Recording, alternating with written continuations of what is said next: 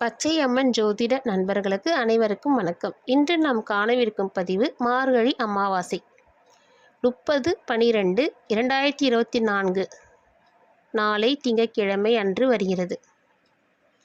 இந்த அமாவாசையானது முன்னோர்களுக்கு வழிபாடு செய்ய மிக முக்கிய நாளாகும். அதுவும் மார்கழி மாதத்தில் வருகின்ற அமாவாசை சொல்வதற்கு வார்த்தைகளே இல்லை.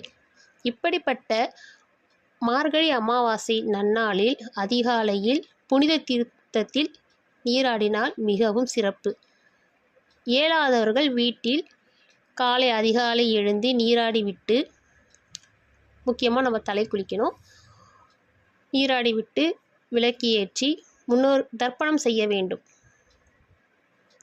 முடிஞ்சவங்க வீட்டில் தர்ப்பணம் கொடுக்கலாம், முடியாதவங்க கோவிலில் போயிட்டு தர்ப்பணம் கொடுப்பது ரொம்ப ரொம்ப சிறப்பாக இருக்கும்.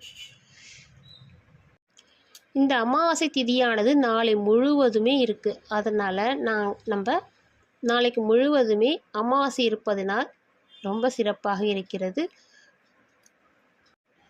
இந்த மார்கழி அமாவாசை திதி கொடுப்பதினால் நம் முன்னோர்களின் ஆத்மா முக்தி அடையும் என்பது நம்பிக்கை.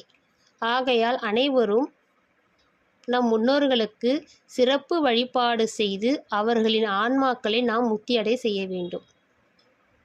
இந்த அமாவாசை வழிபாட்டின் போது நமது வீட்டில் 5 முகம் கொண்ட திரி கொண்ட விளக்கை ஏற்றினால் மிகவும் சிறப்பாக இருக்கும். இது நமது 5 தலைமுறைக்கான முன்னோர்களை வழிபாடு செய்வதற்கு சமமாக இருக்கும். ஆகையால் இதை நம்ம மார்கழி மாதத்தில் வர அமாவாசை அன்று நாம் கண்டிப்பாக 5 முகம் கொண்ட திரி போட்டு விளக்கேற்றி வழிபாடு செய்ய வேண்டும். பிறகு சரி, இப்போ எங்கள் அப்பா அம்மா இருக்கிறவங்களுக்கெல்லாம் அமாவாசை வழிபட வேண்டிய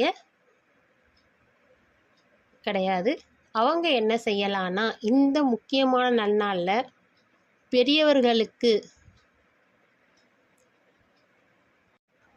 ஆணோ பெண்ணோ, வயதான பெரியவர்களுக்கு ஒரு புதிய